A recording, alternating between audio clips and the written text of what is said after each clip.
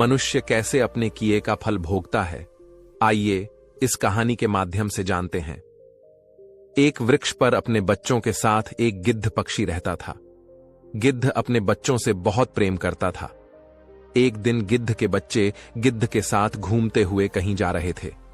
तभी उन्होंने देखा कि एक स्थान पर एक स्त्री पुरुष बैठे हुए थे, जिनकी हालत बहुत ही दयनीय थी। दरअसल वे दोनों कोढ़ी हो चुके थे। उनके शरीर में जगह जगह जख्म बने हुए थे। शरीर से रक्त रिस रहा था। वे दोनों भयंकर दर्द की वेदना से कराह रहे थे। उनके पास कोई भी व्यक्ति आता जाता नहीं था। वे एक रास्ते के किनारे बैठे हुए थे, न जाने किस कर्म का पाप भोग रहे थे। उन दोनों के ऊपर गिद्ध के बच्चों की नजरें गईं। गिद्ध के बच्चों ने जब उन दोनों के शरीर से खून रिसता हुआ देखा तो वे अपने पिता गिद्ध से कहते हैं, पिताजी, हमने आज तक सिर्फ जानवरों का ही मांस खाया है। हमने कभी इंसान का मांस नहीं खाया है। हमारी इच्छा है कि आज आप हमें इंसान का मांस खिलाएं।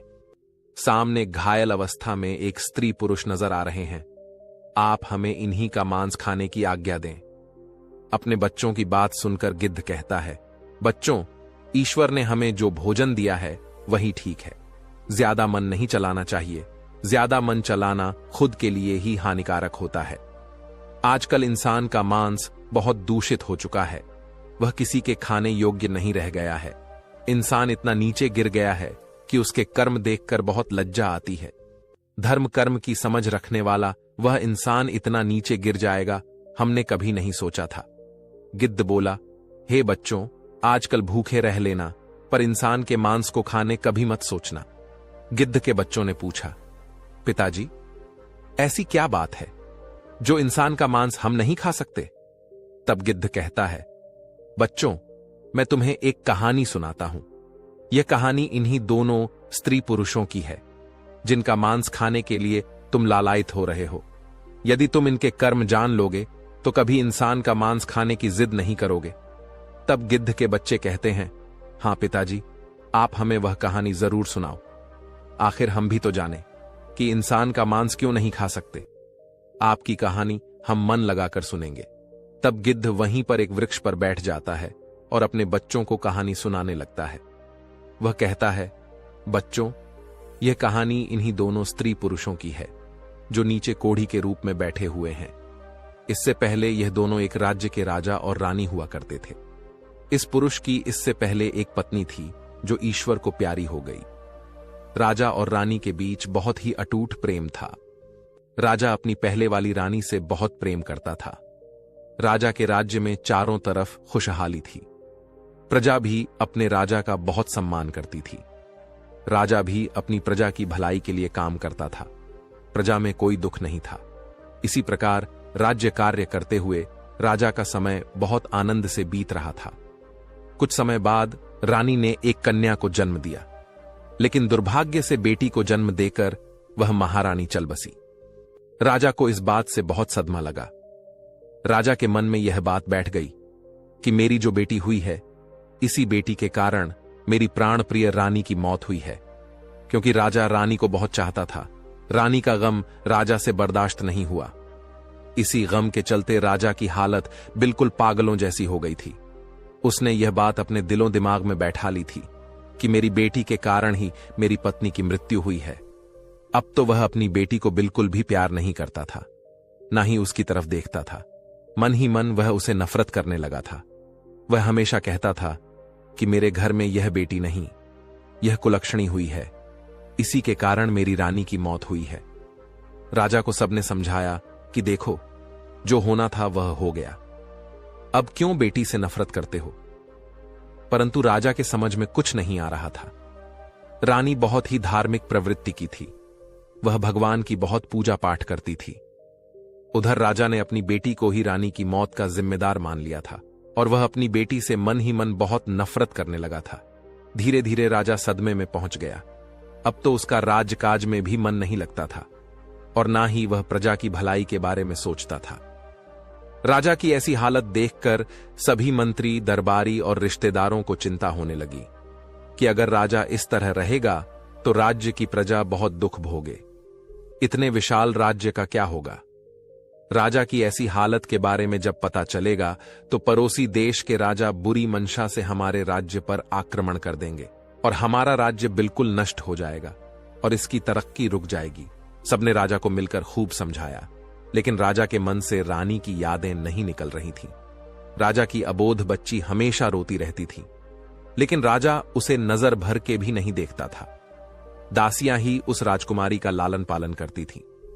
घर के रिश्तेदारों और मंत्रियों ने सलाह दी कि अगर ऐसा हुआ तो कैसे चलेगा, इसलिए उन्होंने राजा से दूसरा विवाह करने का प्रस्ताव रखा, जो राजा को सही लगा, क्योंकि रानी का गम भुलाने के लिए यह जरूरी था और उस बच्ची के लिए भी एक मां की जरूरत थी। दासिया कब तक उसका पालन पोषण करती रहती। इस प्रकार राजा ने अपना दूसरा विवाह रचा लिया। अब घर में दूसरी मां आ चुकी थी, लेकिन उस बच्ची से जब उसका पिता ही प्रेम नहीं करता था तो वह दूसरी मां क्या खाक प्रेम करती। राजा की दूसरी पत्नी भी उस बच्ची से नफरत करने लगी थी। उसने कभी उस बच्ची को नहीं अपनाया। धीरे धीरे समय बीतने लगा। राजकुमारी अब 1 साल की हो गई थी और राजा तो उसे देखता ही नहीं था। जब वह अपने आंगन में ठुमक ठुमक कर चलती थी तब भी राजा का मन नहीं पिघलता था। राजा तो उसे नफरत की नजरों से ही देखता था। इसका फायदा दूसरी रानी भी उठाती थी। धीरे धीरे राजा की दूसरी पत्नी भी गर्भ धारण करती है। समय के साथ उसने भी एक कन्या को जन्म दिया। अपनी बेटी और अपनी स्त्री को सकुशल देखकर राजा बहुत प्रसन्न हुआ। उसकी प्रसन्नता की वजह यही थी कि उसकी रानी बिल्कुल ठीक थी, इसीलिए वह अपनी कन्या को अच्छे लक्षणों वाली समझ रहा था। अब तो राजा ने प्रजा में मिठाइयां बंटवाई और अच्छे से उस दूसरी राजकुमारी का नामकरण संस्कार करवाया। राजा ने उसका नाम सौभाग्यवती रखा। इस तरह सौभाग्यवती और कुलक्षणी दोनों ही साथ साथ पलने लगी। धीरे धीरे समय बीतता रहा। राजा रानी सौभाग्यवती को बहुत प्रेम करते थे, लेकिन जिसे वे कुलक्षणी मानते थे उसे प्यार की एक बूंद भी नहीं मिलती थी। समय अपनी गति से चलता रहा। धीरे धीरे राजकुमारी सौभाग्यवती को शिक्षा दिलाई गई। राजकुमारी की तरह उसके हर काम कराए गए, लेकिन कुलक्षणी को शिक्षा का भी प्रबंध नहीं किया गया। धीरे धीरे जब दोनों कन्याएं जवान हुईं तो देखने में दोनों बराबर की लगती थीं। दोनों में ज्यादा अंतर नहीं था, पर उनके पालन पोषण में राजा रानी की तरफ से बहुत अंतर था। सौभाग्यवती के जो वस्त्र होते थे, अगर वे पुराने हो जाते तो उन्हीं वस्त्रों को उतारकर कुलक्षणी को पहनने को दे दिया जाता था, क्योंकि जब पिता ही उसे प्रेम नहीं करता था तो दूसरा कौन देखने वाला था। बेचारी की मां तो थी नहीं। धीरे धीरे दोनों सयानी हो रही थीं। एक दिन रानी कहने लगी, महाराज, बच्चियां जवान हो गई हैं, अब इनका विवाह हमें करा देना चाहिए। कुलक्षणी बहुत ही धर्म प्रवृत्ति की थी, अपनी मां की तरह। उसकी मां भी बहुत ही धार्मिक थी, जो उसे जन्म देकर मर गई थी।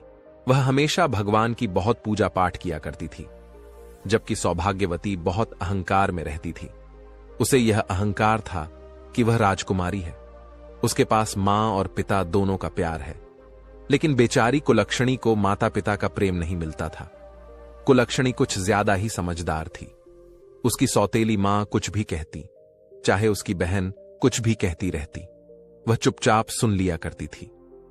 राजा रानी के अलावा महल के बाकी सभी लोग कुलक्षणी से हमदर्दी रखते थे, लेकिन सौभाग्यवती और उसकी मां हमेशा उस पर गुस्सा करती रहती थी। बेचारी कुलक्षणी अपने पिता के प्यार को पाने के लिए तरसती रहती थी, लेकिन राजा कभी उसे अपनी आंखों के सामने भी नहीं आने देता था। राजा ने सख्त हिदायत दे रखी थी कि जब वह महल में आए तो उसकी बेटी कुलक्षणी उसके सामने ना आए। इस बात का पूरा ख्याल रखा जाता था। अब जब बेटियां शादी के लायक हो गई तो शादी तो करनी ही होगी, भले ही राजा उससे कितना ही नफरत क्यों ना करता हो। बेटी की शादी तो करनी ही थी। रानी ने कहा, महाराज, दोनों बेटियां जवान हो गई हैं, इनके लिए कोई अच्छा सा वर तलाश कीजिए। राजा कहने लगा, हां रानी, विवाह तो करानी ही होगी और जितनी जल्दी हो जाए उतना अच्छा है। इस कुलक्षणी का साया हमारे महल से हट जाएगा। राजा की इन बातों को सुनकर लग था कि वह मूर्ख राजा अपनी उस बेटी से ना जाने कितनी नफरत करता था। रानी तो फिर भी सौतेली थी, वह तो नफरत करती ही थी और घर के सारे काम उस कुलक्षणी से कराती थी। रानी हमेशा यही चाहती थी कि उसकी सौतेली बेटी हमेशा दुखी रहे। इसलिए उसने राजा से कहा, महाराज, क्यों ना पहले इस कुलक्षणी का विवाह करके इसे इस घर से हटा दिया जाए। हम अपनी बेटी का विवाह बाद में कर लेंगे। राजा ने कहा, कोई बात नहीं, हम इसका विवाह पहले कर देते हैं। जैसी यह है ऐसा ही इसके लिए वर देख लेते हैं। रानी कहने लगी, अरे राजा साहब, इसके लिए तो कोई अंधा भिखमंगा वर ही ठीक रहेगा। वह कहां राजमहलों के लायक है। जहां भी जाएगी मां का नाम खराब कर देगी। ये तो अपनी मां को खा ही गई थी, वहां भी ना जाने क्या क्या कर देगी। इसके कारण हमें ना जाने क्या क्या सुनने को मिलेगा। इस पर राजा ने कहा, रानी साहिबा, आप बिल्कुल ठीक कहती हो।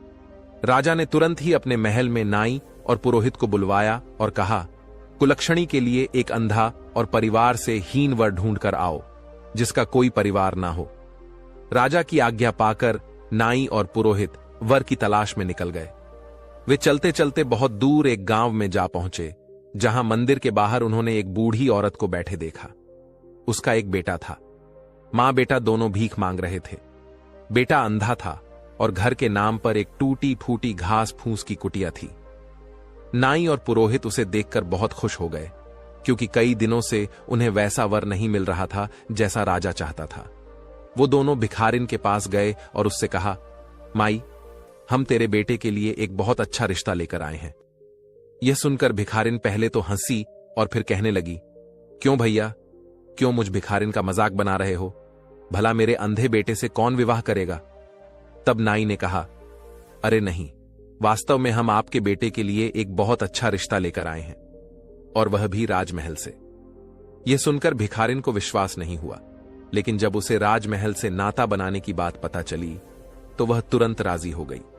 वो दोनों उस भिखारिन के बेटे के साथ रिश्ता तय कर राजमहल लौट आए और राजा को पूरी बात बताई।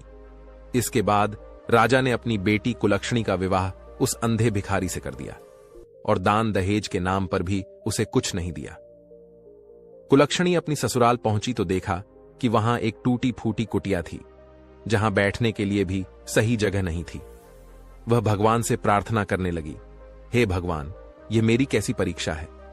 मुझे पति भी मिला तो अंधा। अगर जीवन साथी ठीक होता तो हम दोनों मिलकर कुछ कर लेते। खैर, भगवान जो भी करते हैं अच्छा ही करते हैं। कुलक्षणी ने यह मान लिया कि उसका पति ही उसका परमेश्वर है, और उसने अपने पति और सास की सेवा करना शुरू कर दिया। वह उनके लिए खाना बनाती और सबसे पहले उन्हें खिलाती, फिर खुद खाती।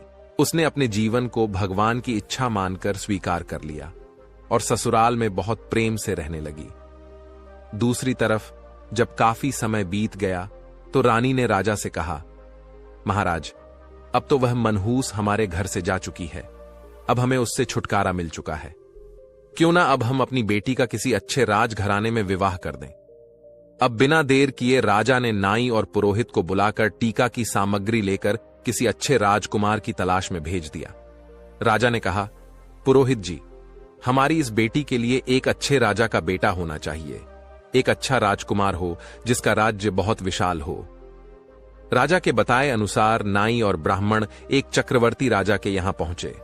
क्योंकि राजकुमारी सौभाग्यवती देखने में बहुत सुंदर थी, इसीलिए उन्होंने राजकुमार भी सुंदर ही तलाश किया। राजा का इकलौता बेटा था और वह एक चक्रवर्ती सम्राट बनने वाला था। नाई और पुरोहित ने बिना देर किए उस चक्रवर्ती राजा के बेटे को सौभाग्यवती का टीका चढ़ा दिया और सारी बात आकर राजा को सुना दी। राजा ने सौभाग्यवती का विवाह बहुत धूमधाम से कर दिया। हजारों हाथी, घोड़े, रथ दहेज दान में दिया और बहुत ही भव्य तरीके से अपनी बेटी की विदाई की। उधर वह बेटी, जिसे राजा कुलक्षणी कहा करता था, वह बेचारी जैसे तैसे दिन काट रही थी। सौभाग्यवती एक राजा के घर में ब्याह कर गई थी, इसलिए वह रानी बनकर आनंद से अपना जीवन यापन करने लगी। उसे शुरू से ही अपने मां बाप का प्यार मिला था और यहां भी उसे अच्छा पति और राजमहल के सारे सुख मिल गए थे। उधर कुलक्षणी अपने भिखारी पति के साथ उस कुटिया में रह रही थी। एक दिन वो अपनी सास से बोली, मां जी, आप रोज रोज भीख मांग कर लाती हो। आपका भीख मांगना मुझे अच्छा नहीं लगता। इससे तो अच्छा है कि हम कोई काम कर लें और कमा कर खाएं। तब उसकी सास कहती है, बहू, वैसे तो तेरे मां बाप और बाकी लोग तुझे कुलक्षणी कहते हैं, लेकिन हमारे घर की तू लक्ष्मी है।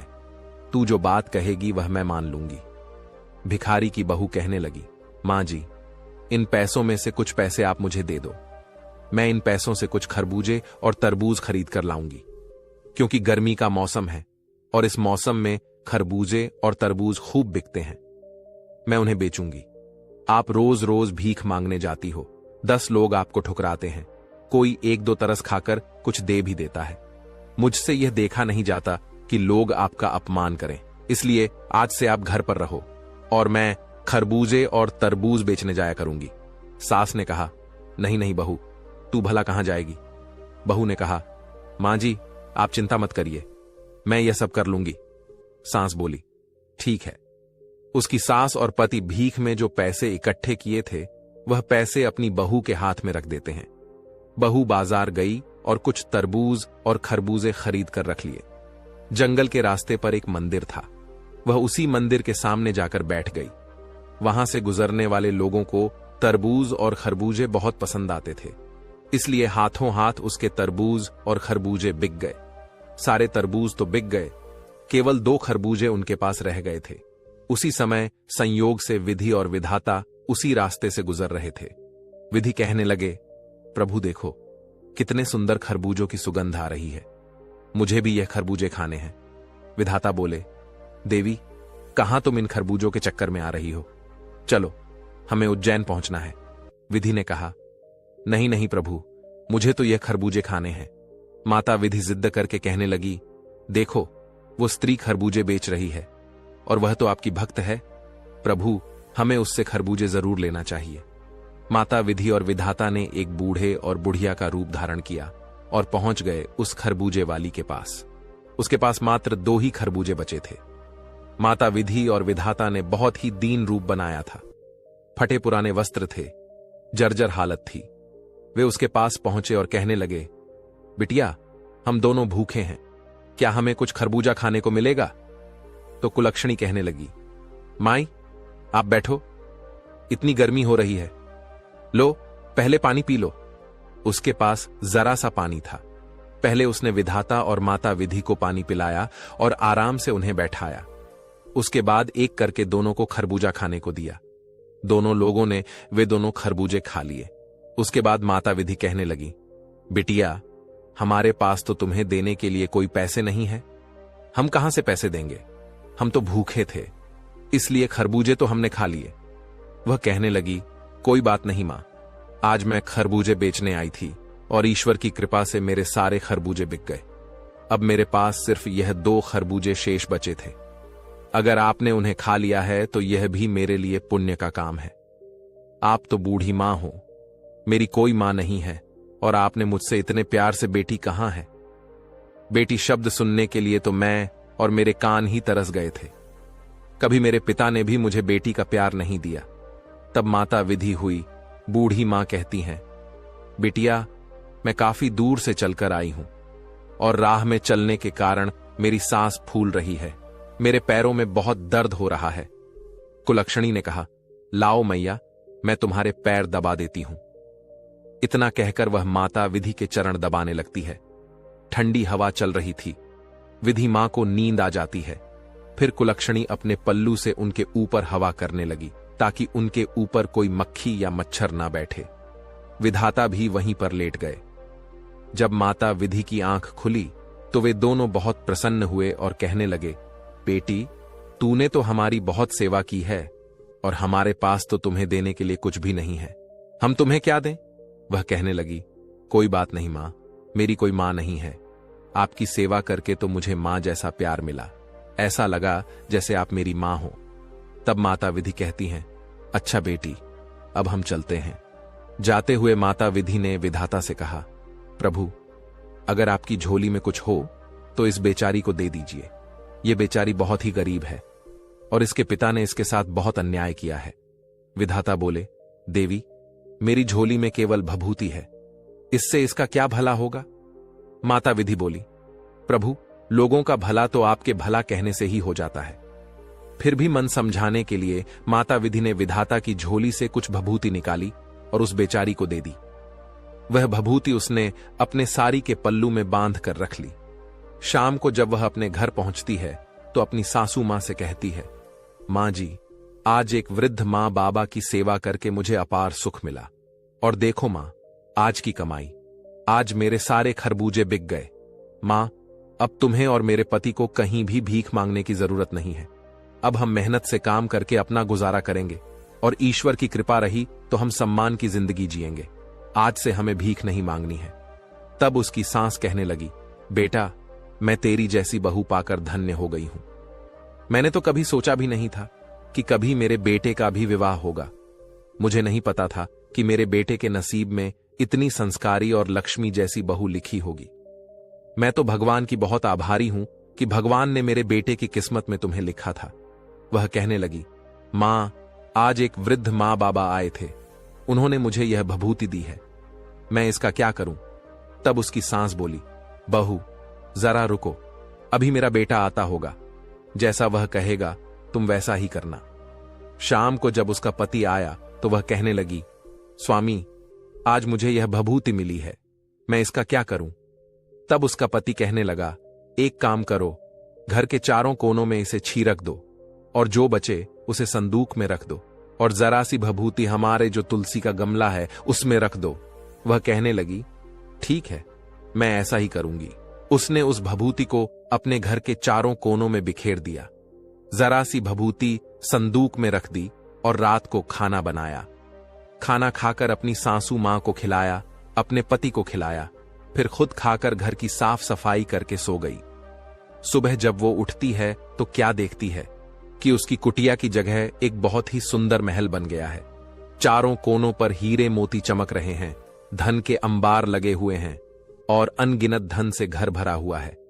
यह देखकर उसे बहुत अचंभा हुआ। वह भागी भागी अपनी सास के पास जाती है और कहती है, मां जी, उठिए, देखिए ये क्या चमत्कार हो गया है।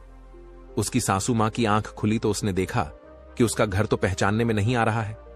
वह कहने लगी, अरे बहू, क्या हम तेरे मायके में आ गए हैं? मैं तो सोई हुई थी। तब वह लक्ष्मी कहती है, नहीं मां जी, यह मेरे पिता का घर नहीं है, यह तो हमारा घर है। देखिए, शायद भगवान की अनुकंपा हुई है, उन्हीं की कृपा से मेरे भाग्य बदल गए हैं। शायद वे वृद्ध मां बाबा की कोई कृपया है। वो साक्षात ईश्वर ही होंगे जिन्हें मैं पहचान नहीं पाई।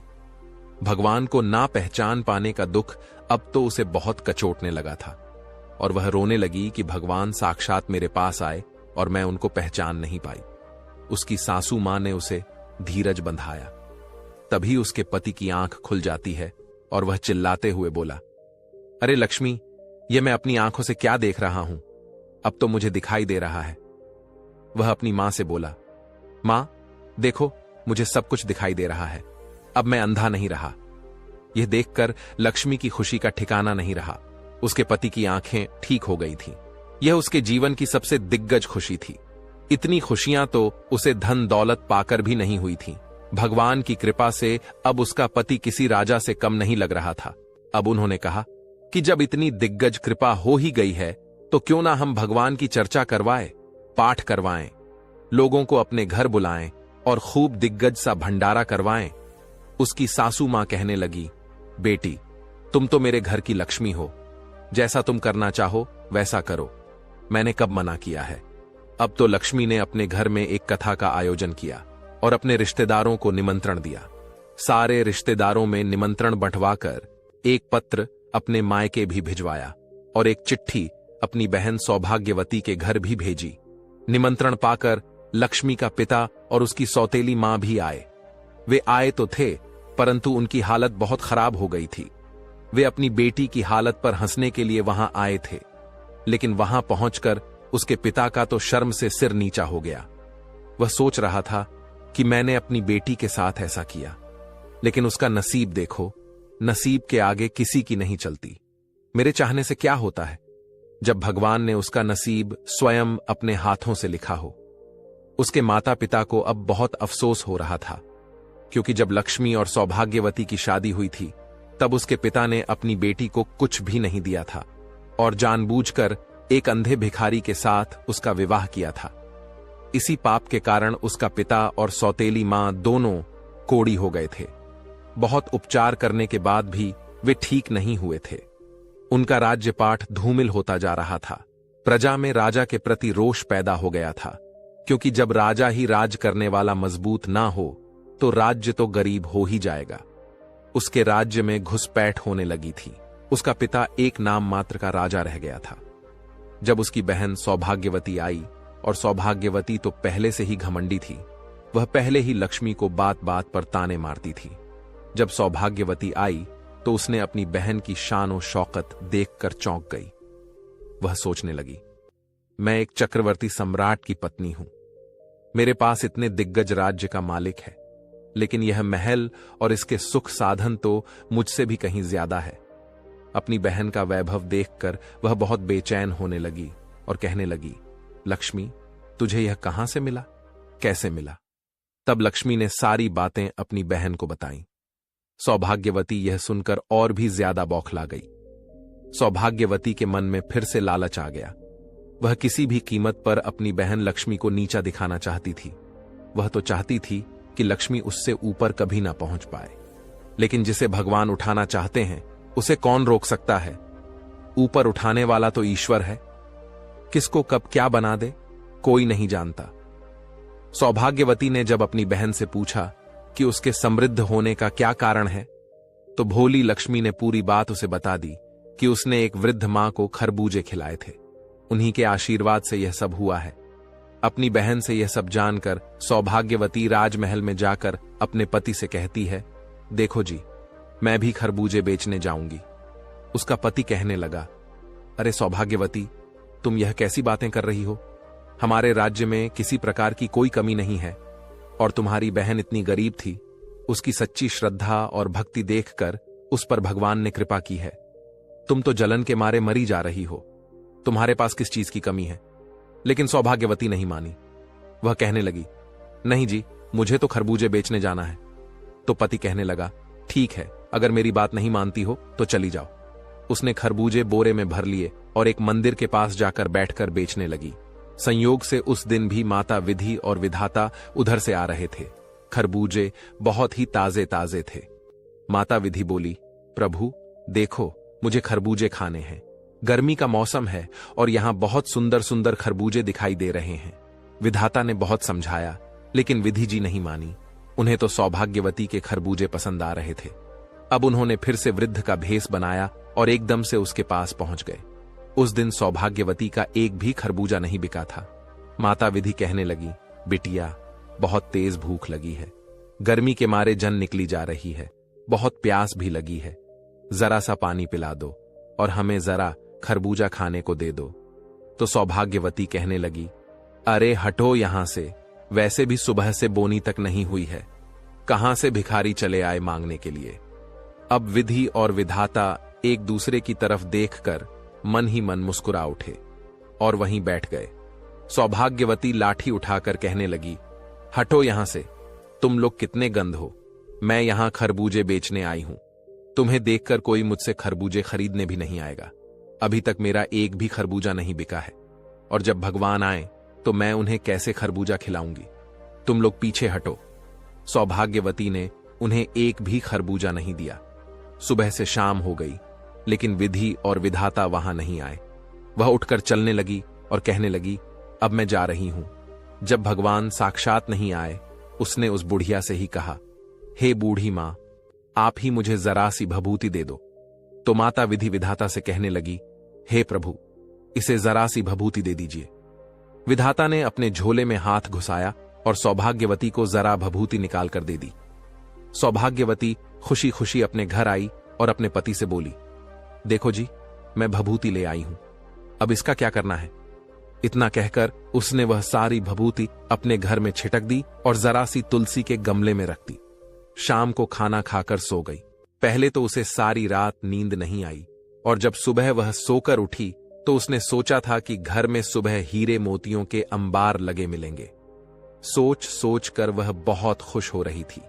लेकिन जैसे ही सुबह उठी तो क्या देखती है कि उसके महल की जगह एक कुटिया बन गई है और जगह जगह कीड़े मकोड़े भिन्न भिना रहे थे।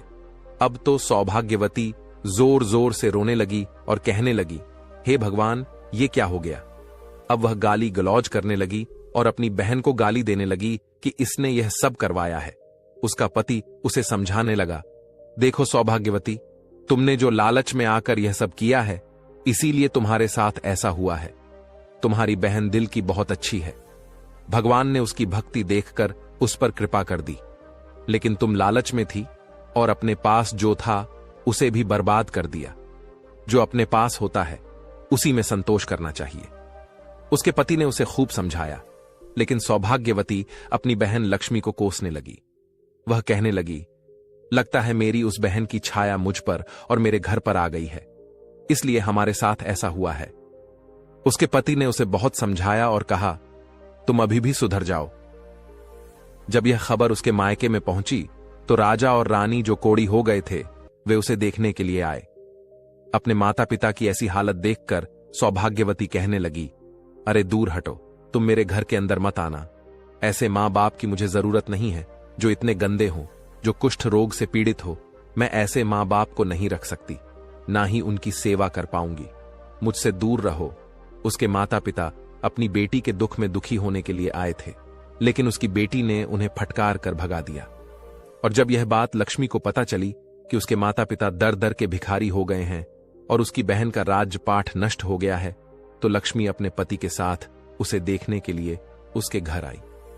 उसने अपना आधा धन देकर अपनी बहन का राजपाठ फिर से बसाया और अपने माता पिता को वहां से अपने साथ ले गई। परंतु वे दोनों कोढ़ी हो चुके थे। उनके पाप इतने प्रबल थे कि भगवान की प्रार्थना करने पर भी वे दोनों ठीक नहीं हो सकते थे। तब उन्होंने कहा, बेटी, अब हमें अपने किए की सजा भोगनी है, तुम हमें माफ कर दो। अपने बेटी के चरण छूने के बाद क्षमा मांगकर वे दोनों उसके घर से चले जाते हैं और किसी एकांत स्थान पर बैठकर भगवान की प्रार्थना करते हैं और अपने कुकर्म की क्षमा मांगते हैं। उनके शरीर से रक्त और मांस गल-गल कर नीचे गिर रहा था। भगवान ने उन्हें उनके पापों की सजा दी थी। अपने पाप का फल भोगे बिना उनका किसी भी औषधि से इलाज संभव नहीं था, इसीलिए उन्हें एकांत स्थान पर ले जाकर छोड़ दिया गया। अब उन्हें अपनी गलती का पूरा एहसास था कि जिसे वे कुलक्षणी समझ रहे थे वह तो साक्षात लक्ष्मी निकली, और वे अपनी गलती के लिए ईश्वर से क्षमा याचना कर रहे थे। पर उनका पाप बहुत दिग्गज था, इसलिए उन्हें कोई आराम नहीं मिला। वे अपने कर्मों का फल उसी जिंदगी में भोग रहे थे। उधर गिद्ध बोला, हे बच्चों, ये दोनों स्त्री पुरुष वही हैं। अब बताओ कि क्या तुम अब भी उस इंसान का मांस खाना चाहोगे? उन दोनों की कहानी सुनकर गिद्ध के बच्चे कहने लगे, पिताजी, हमें माफ कर दो, जो हमने ऐसे पापियों को खाने की बात कही। आज हमें पता चल गया है कि इंसान का मांस अब किसी के खाने योग्य नहीं रह गया है। सबसे अधिक दूषित अगर कोई है तो वह इंसान है। इस प्रकार गिद्ध अपने बच्चों के साथ वहां से चला जाता है। दोस्तों, इस कहानी से हमें यह सीख मिलती है कि कर्म की सजा हमें जरूर भोगनी होती है। कर्म का नियम हमें आत्म जागरूकता की ओर ले जाता है। जब हम अपने हर विचार और क्रिया का ध्यान रखते हैं तो हम अनजाने में ही बेहतर इंसान बनने लगते हैं। बौद्ध धर्म में इसे कर्म चक्र कहा गया है, जो यह सिखाता है कि हमारे अच्छे और बुरे कर्मों का प्रभाव हमारे भविष्य के जीवन पर पड़ता है। बहुत से लोग कर्म को सजा के रूप में देखते हैं, लेकिन असल में यह एक सीखने की प्रक्रिया है। हर बार जब हम किसी गलत कर्म का फल पाते हैं तो यह हमें उस गलती को न दोहराने का पाठ पढ़ाता है। कर्म की शक्ति हमें यह भी सिखाती है कि हम अपने जीवन के लेखक हैं। हम अपने कर्मों से अपना भविष्य लिख सकते हैं। अगर आज हम अच्छे विचार और अच्छे कर्मों को अपनाते हैं तो हमारा भविष्य भी उज्जवल होगा। कर्म का सिद्धांत केवल एक धार्मिक धारणा नहीं है, बल्कि यह जीवन का मार्गदर्शक है। हम सभी को अपने कर्मों के महत्व को समझने और उन्हें सही दिशा में उपयोग करने की आवश्यकता है। जैसा कि श्रीमद्भगवद गीता में कहा गया है, कर्म करो, फल की चिंता मत करो। यह वाक्य हमें सिखाता है कि हमें सिर्फ अपने कर्तव्य पर ध्यान देना चाहिए और फल की चिंता भगवान पर छोड़ देनी चाहिए। आइए हम सब मिलकर इस सत्य को अपने जीवन में अपनाएं। कर्म का नियम हमें न केवल एक बेहतर इंसान बनाता है, बल्कि यह हमें हमारी आत्मा के सबसे करीब ले जाता है।